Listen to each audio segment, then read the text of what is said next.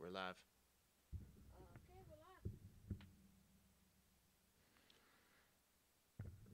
we're live. Alrighty. Oh, yeah. Refresh your page. Okay.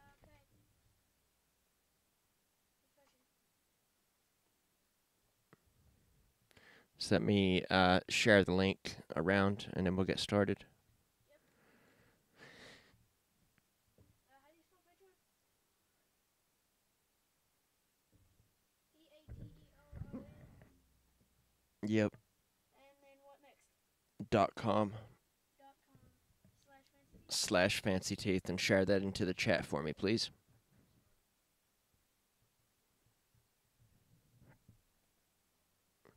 Hey, turkey butt. How you doing?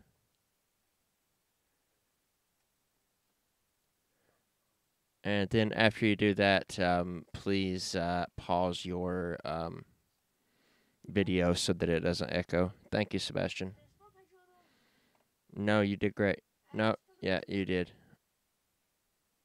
You sure did. It's okay. Do it again. Okay. We're going to get started in just a second, guys. I just want to get a link up on Patreon here. Or, yeah, Patreon, Twitter, etc. To the stream, I mean, not in the chat. Da-da-da-da-da. How is everybody today?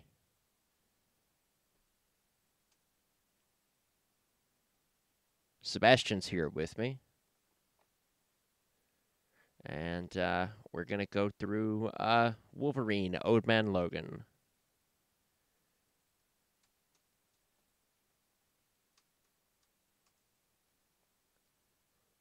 There we go. I want to get the real link, not the... There we go. Alrighty. Here we go, Twitter.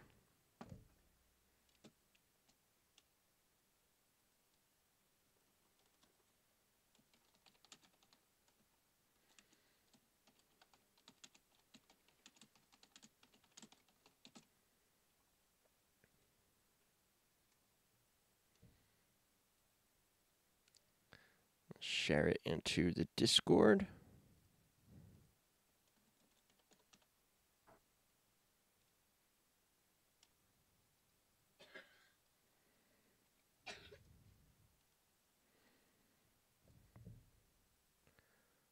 Share it on the Patreon, and then we'll be ready.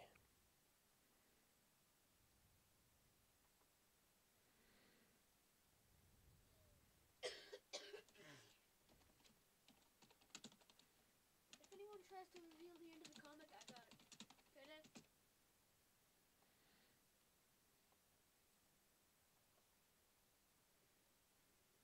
And we are ready. Hey, Mr. Miracle, how you doing? Let me move this up here so I can see the chat. Maybe I can pop it out. Oh, nope, nope. That's a bad YouTube. Bad.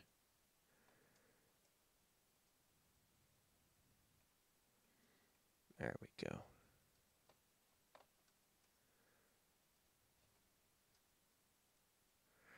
Now we'll get OBS up so I can awkwardly look at myself. Hello, me. You're looking great today. Not. Did you hear that 1990s not I just landed on myself? What a sick burn.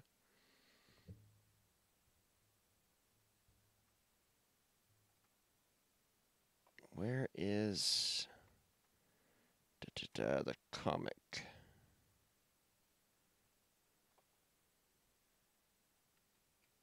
There it is.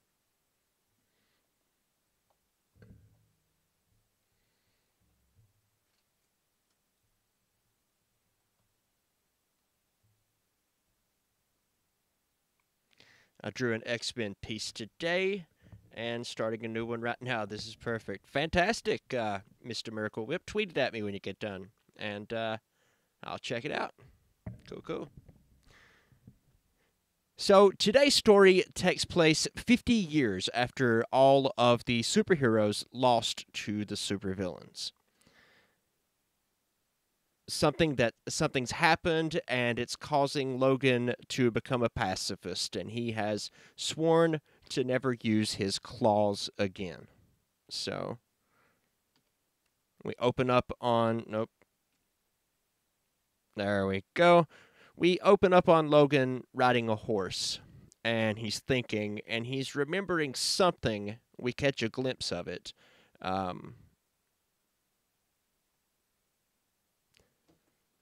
So basically, Logan is now an old man, and he's riding his horse toward his small, rundown farm in California. Logan pays rent to the Hawk Gang, and the rent is due, and he has nothing to pay with this month, and he refuses to sell his children's toys to pay the rent, which is basically his only chance. So he decides that he will simply face the Hawk Gang down and try to reason with them. There's just one problem. The Hawk Gang isn't very reasonable. So the next day, the Hawk Gang arrives riding the Fantastic Car, which they have apparently taken from the Fantastic Four, all now dead, and they start to bully Logan. And so Logan, for a moment, looks down and pops his claws and murders them all. No, that actually doesn't happen. It's actually a daydream.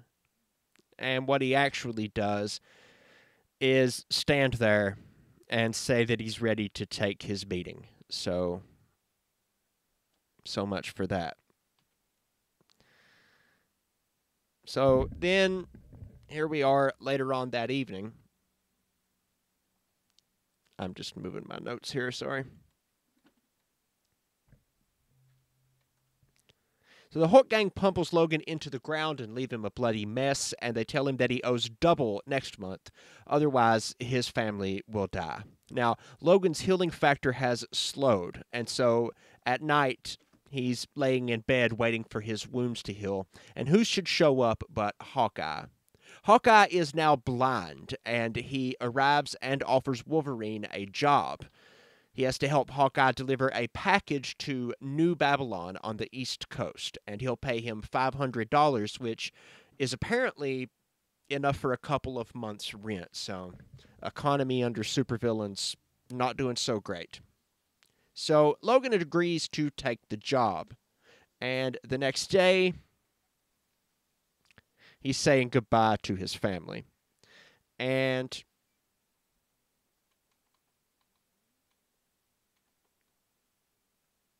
their journey begins, taking them through Northern California.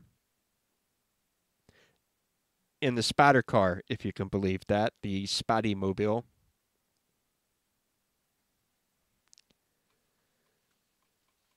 So Logan gets on board the Spider-Mobile with Hawkeye, and they encounter monoloids.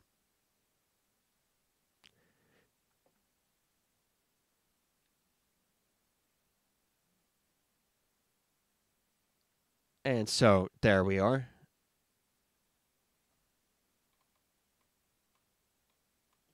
Trying out something new here. We'll get used to it. So these things are new, and they've been sinking coal cities, and Hawkeye speculates that the Earth is trying to take back what belongs to it, sort of a environmentalist undertone going on here, and they begin exploring the empty buildings looking for survivors.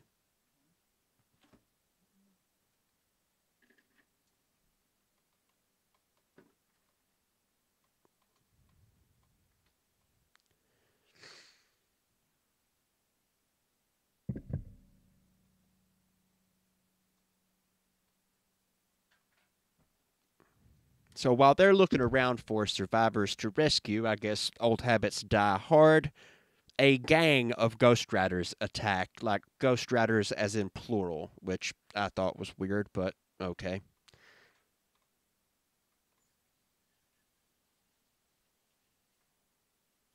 So Logan scrambles to the Spider-Mobile, but he's immediately attacked by this Ghost Rider gang member.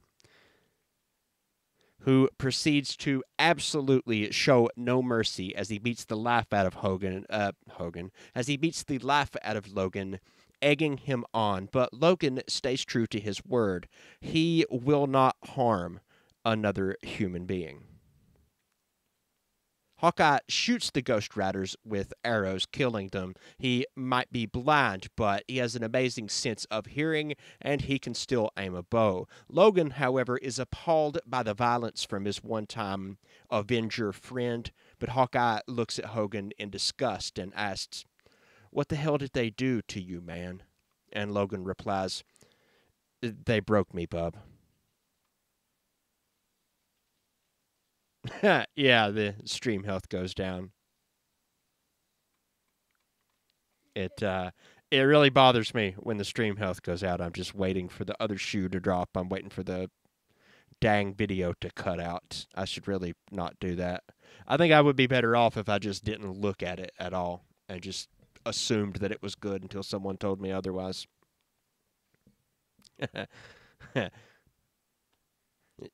Reboot, Jay. Reboot. Jay has crashed.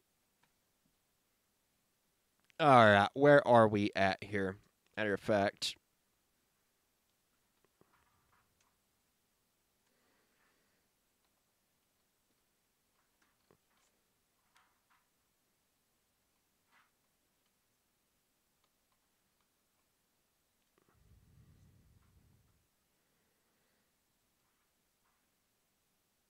So, oh, this is not going well tonight, guys. It really isn't.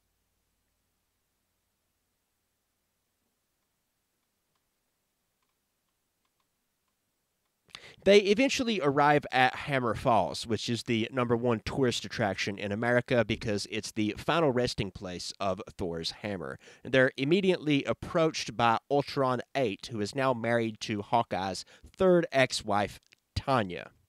Ultron 8 pleads with Hawkeye.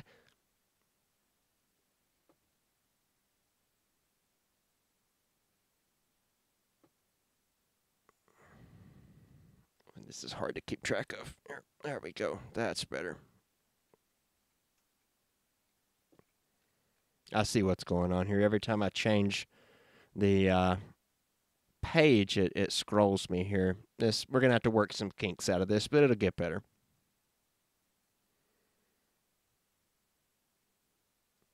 Ultron 8 pleads with Hawkeye to go to see Tanya, and when they meet her, they learn that his daughter Ashley has recently formed a super team, and they've been captured by the new Kingpin. Hawkeye needs to rescue her, but Logan is only interested in delivering the package and returning back to his family.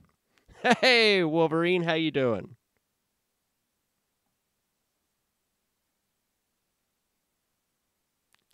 At Salt Lake City, Kingpin sits in an arena as he watches two of Ashley's teammates, Daredevil and Punisher, get literally eaten alive by a pack of raptors. Logan uses the Spider-Mobile to simply drive into the building and rescue her. As the car crashes into the prison, Hawkeye jumps out and kills everything in his way as he frees Ashley. And the Kingpin walks in, demanding to know what's going on. Before he can get an answer, the newly freed Ashley takes out a shotgun and uses it to decapitate the Kingpin. As it turns out, Ashley was planning to take over the Kingpin's territory by killing him. She had no intention of coming here to save people. Hawkeye's daughter has gone full supervillain.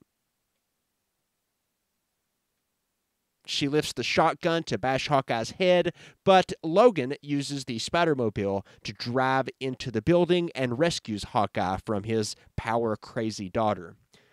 They drive off to be pursued by Ashley's newly acquired evil henchman, and as Logan and Hawkeye make their escape, suddenly the earth opens up beneath them.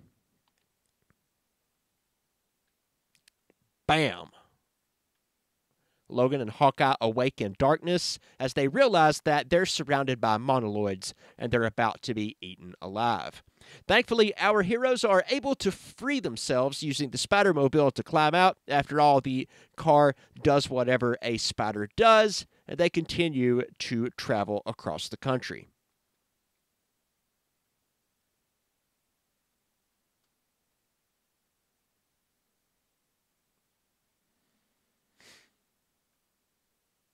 A monoloid is a species that lives underground that was originally discovered by Mole Man.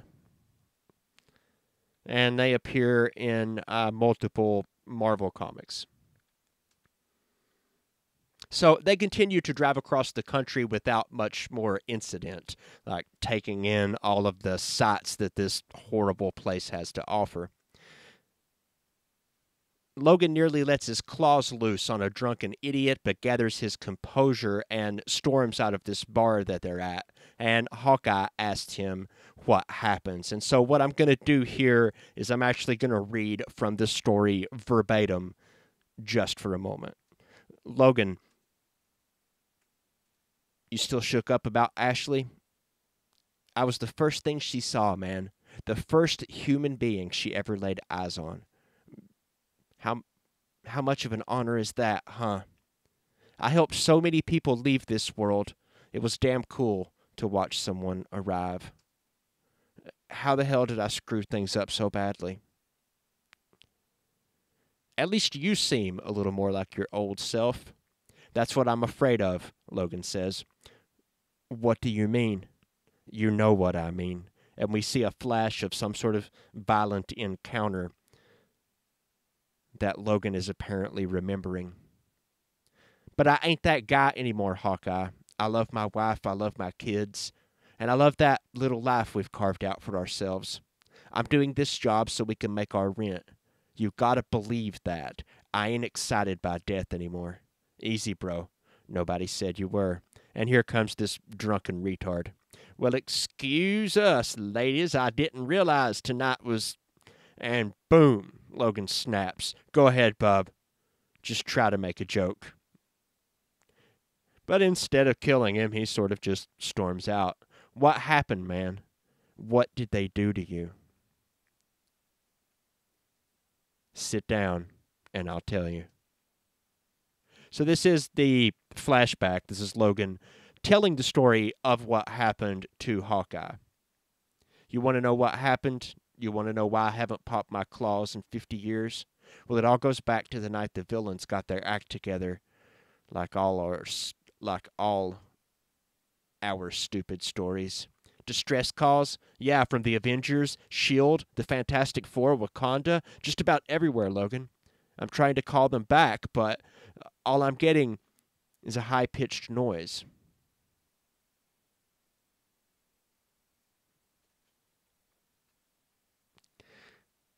And so that's when a bunch of supervillains storm in at once.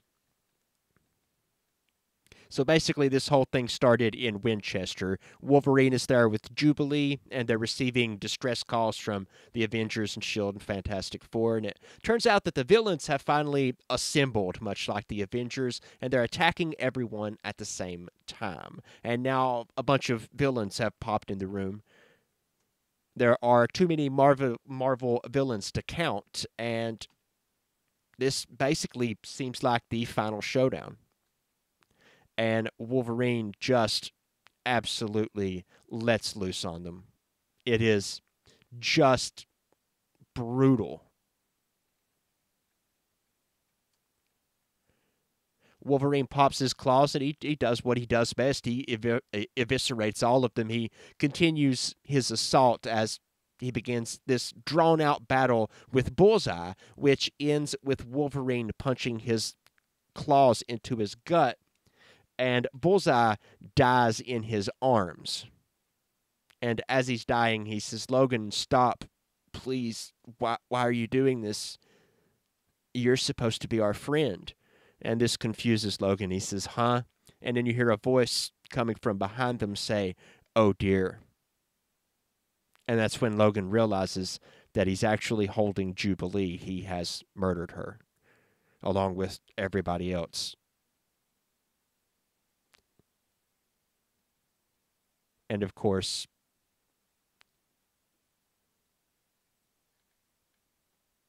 it is the Master of Illusions, Mysterio, standing nearby. Did you really think that you could do this alone? Take down 40 supervillains? Talk about delusions of grandeur. But your friends, people who would hesitate, that's a different matter entirely. And Wolverine looks around the room and he sees it for what it really is. All of his X-Men allies have died by his own claws. And after that, he walked off into the wilderness and he found a train and he laid his head on the track and he let it run him over and over and over. He can't die, but it hurt, and that was good enough.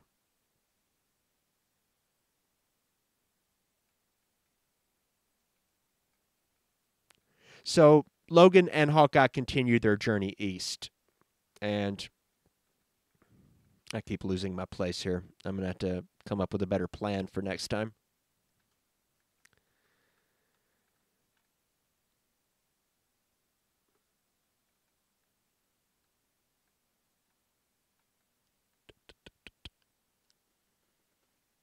So that night, Wolverine died, and Logan swore that he would never pop his claws again. And Logan and Hawkeye continued their journey east. The next day, they head through Doom's Head, Illinois, and a giant venom-infected T-Rex attacks them, and they try to outrun it. Hawkeye uses the secret gun in the car to shoot it, but it is ineffective. And just at that moment, a man dressed in a black coat whispers a word, and the venom symbiote flies off the T-Rex, and it collapses immediately. Logan and Hawkeye are instantly transported into a strange facility, and it's here that they're greeted by a familiar face, the White Queen Emma Frost, and she looks surprisingly young because she mentally projects the image of her younger self to everyone around her using telepathy. She has transported them to the Forbidden Quarter, which is the home of her husband, Dr. Doom. We find out that her marriage has preserved the 20 members of the mutant species that remain, as well as her old ally Black Bolt, the mysterious man who had helped them. Emma has the Spider-Mobile fixed up, and she sends them on their way. Dr. Doom looks on as this happens, just menacingly. And this is one of the weird things about this comic is the Chekhov's gun. The concept that you hear about movies, if you show a gun in the first act, it needs to go off in the second act, and comics don't always do that. I mean, in this very comic, we see like a full-page spread of Thor's hammer, which never comes into play. We've got half a page here dedicated to Doom staring them down as they leave. Never goes anywhere. I guess you got to fill those pages up somehow. Shortly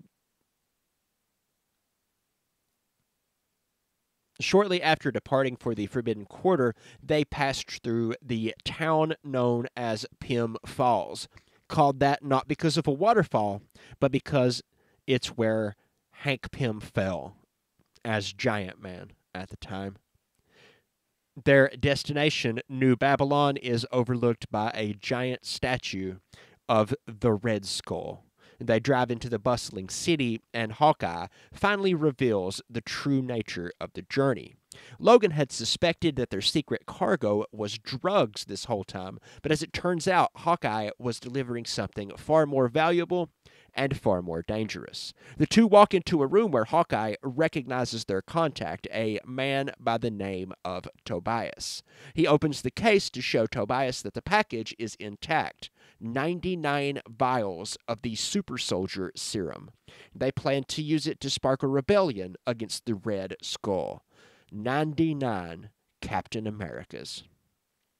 As payment, Hawkeye only asks that he be able to join the rebellion as a hero. And even though he's old and blind, Tobias agrees. And Hawkeye is thrilled. He tells Tobias, "Man, this is like when they first let me join the Avengers. It feels good just to be accepted somewhere." But at that moment, Logan is riddled with bullets. Yep, this thing's not working. Give me a new image. Come on. Ain't that a shame? There we go.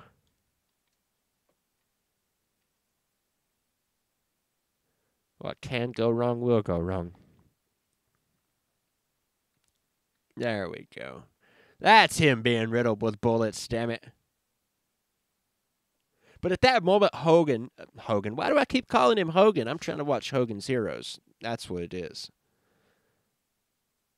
But at that moment, Logan is riddled with bullets by one of the men in the room, and Tobias pulls a gun on Hawkeye, and he shoots him in the stomach. It was all a setup by the Red Skull. All of Hawkeye's hopes and dreams for redemption are gone. And he says to Tobias, "Do your worst." And then Tobias shoots Clint Barton right between the eyes. Meanwhile, over in the Capitol building of New Babylon, Red Skull remembers defeating his greatest foe, Captain America. He stands in a room filled with memorabilia of all the departed Marvel heroes, and Tobias and his S.H.I.E.L.D. lackeys walk into the room. We see that Red Skull is wearing Captain America's uniform as some sort of sick tribute to his fallen enemy, and Tobias then drops 2 body bags into the room.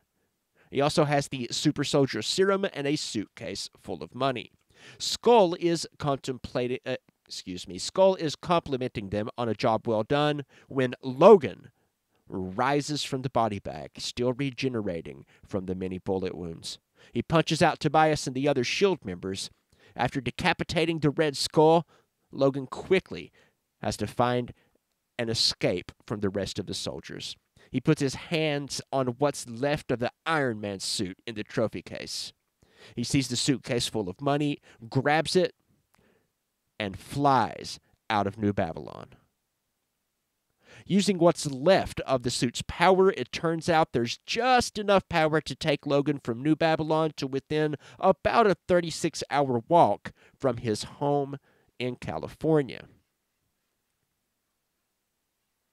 But when he gets there, yeah, it's not good. He thinks all is well. He's returning with 2 weeks to spare and the money. He can pay rent to the Hulk gang and then live happily ever after. But when he gets there, he finds out the grisly truth. The Hulk's got bored. He comes home only to find his wife and 2 children murdered on the floor. And in that moment, Logan dies and Wolverine is reborn. In an absolute rage, he tracks down every single member of the Hulk gang, and he murders them all. And I'm not even kidding around here. There's an entire giant-sized issue dedicated to just the slaughter of the Hulk gang. And eventually, he makes his way back to the Hulk gang's compound, which is, a trailer park. And there he finds out that Bruce Banner, driven mad and somehow turned into a redneck by radiation, had ordered the death of his family just to start a fight with him out of boredom and some kind of weird, misguided nostalgia for the days of superpowered battles. And in one of the most gruesome scenes in comic book history, an elderly Hulk eats Wolverine. But he overlooked just one thing. What, honey?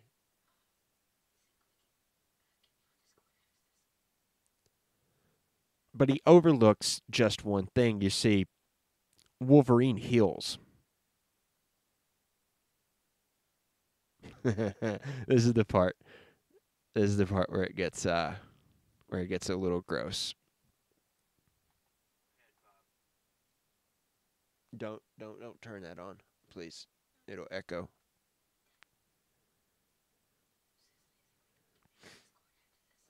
This is my favorite part right here, where Bruce Banner is explaining that he got bored and he missed. He was bored with being a landlord and a supervillain.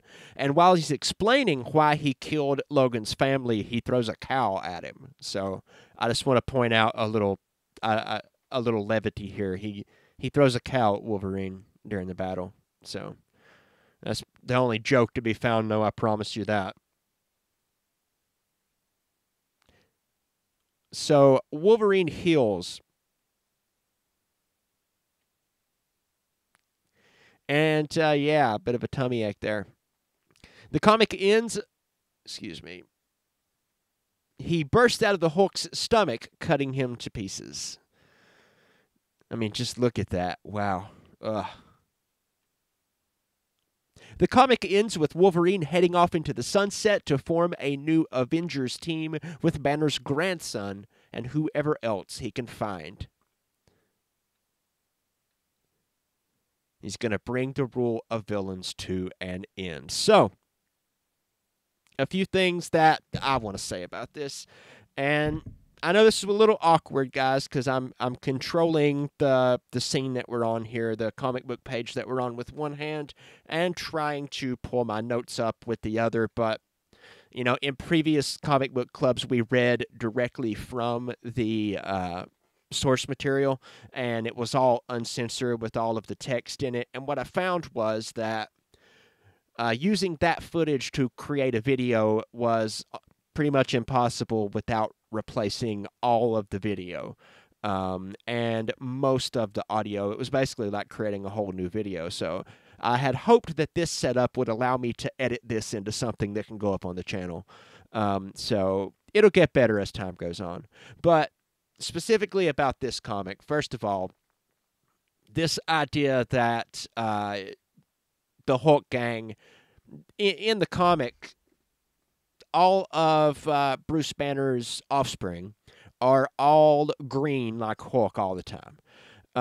And they are the descendants of Bruce Banner and his first cousin. That's the joke. They're rednecks because they're inbred, but that doesn't really make too much sense because when you get to the end of the comic, Bruce Banner is also a redneck in a trailer park and talks like one. So why would that make him a redneck?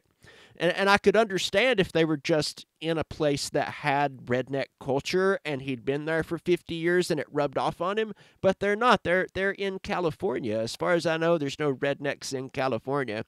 So the whole thing makes little sense. It's almost as if, like, from the moment that he decided to sleep with his first cousin, he was just automatically a redneck along with all of his offspring. So, you know, it just doesn't make any sense, but I guess they thought it was funny. The studio wisely removed all the Hulk stuff from the movie. Now, I don't want to give them too much credit because they didn't have access to the Hulk. Fox owns Mutants and Wolverine and X-Men, and they don't own the Hulk.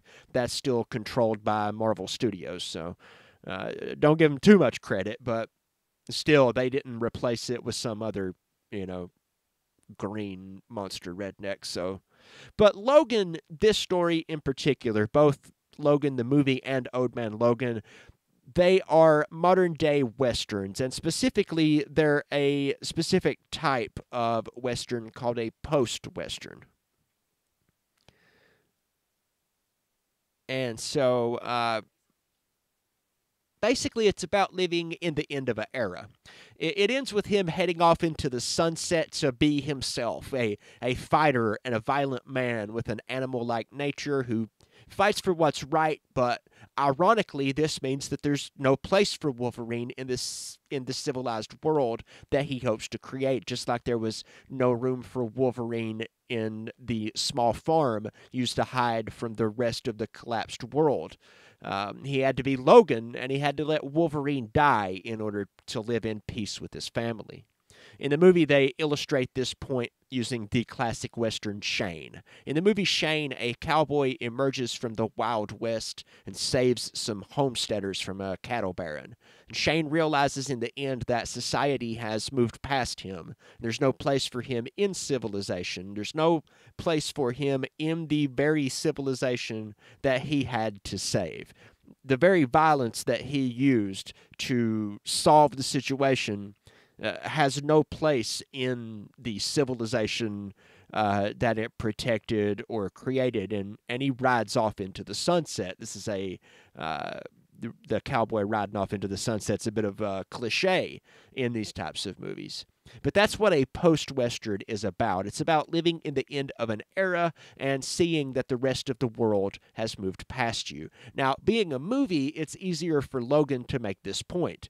The comic the movie's based on, the one we just reviewed, makes a lot of the same points, but through a different medium. At the beginning, we see that Logan has, in a sense, killed off Wolverine, even going so far as to bow down in front of a train and go through a sort of symbolic death.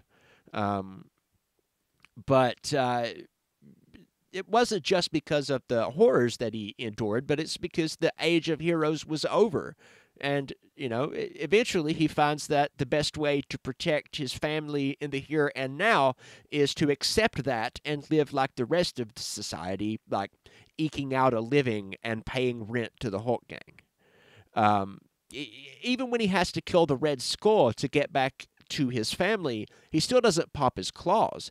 It's not the Hulk gang. It's not until the Hulk gang takes his new life away that Wolverine truly returns and brings back the age of heroes, thus muddling the message to some extent. But that's just a shortcoming of the medium. Even in a limited mini-series, the door must always be left open for more. And indeed, the story of Old Man Logan continues to go on even to this day. But the movie had no such limits because everyone knew that it was the very last romp with Hugh Jackman as Wolverine. Movies nowadays have the same shortcoming. Like comics and TV shows, we never get a true ending anymore. But Logan was a special case. The writers were allowed to break from the mold and actually end the movie because they couldn't make any more.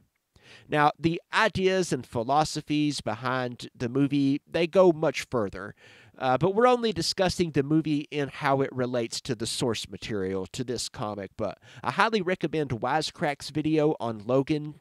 You can hear their thoughts on the themes of nature versus technology and the concept of enclosure within Logan. Not that Wisecrack needs my views, but it is a great video. But what both the comic and the movie share is the idea that Wolverine and his violent nature cannot coexist in the peaceful life that he's fighting to create. The movie goes so far as to quote Shane, the Western, directly, "You can't break the mold." Wolverine's violence was incompatible with the life that he created on his little farm and with his family, and it's incompatible with the life he intends to create for everyone when he rides off into the sunset to create a new team of Avengers.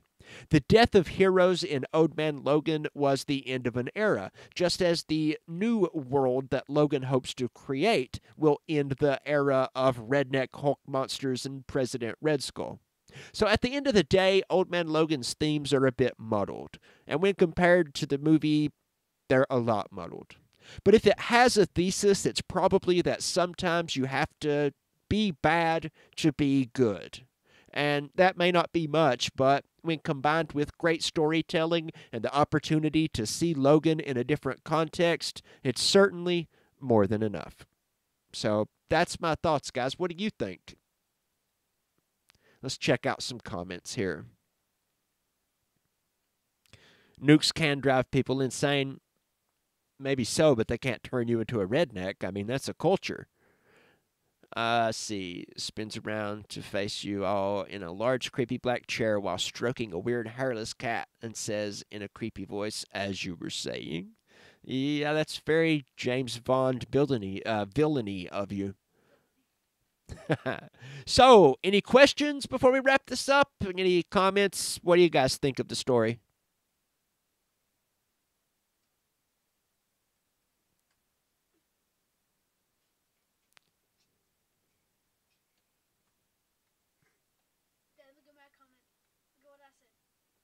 Uh, billionth? I don't know what that means, Bubby. Billany. Oh, Billany. Is that what I said?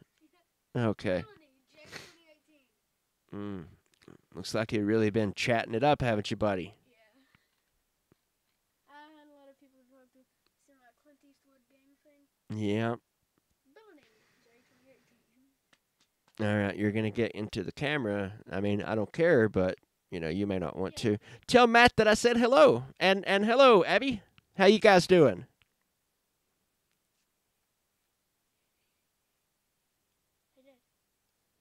So that is the end, and we've been going on for about 40 minutes, and I actually want to keep these comic book club live streams pretty short because I want to edit a version to put on the actual channel. So we'll probably wrap it up here if nobody else has any comments or reviews. Yes, sweetheart, what? So I just want to remind you guys that we do have a Patreon, and I'm going to post it. There you go. It is patreon.com/fancyteeth. That extra .com is superfluous there. And you can, let me copy it from here. What, sweetheart? Sure, you can have a Discord account after this. Okay. And speaking of Discord, this is an invite for anyone that cares to join me there. I'm going to go to that invite.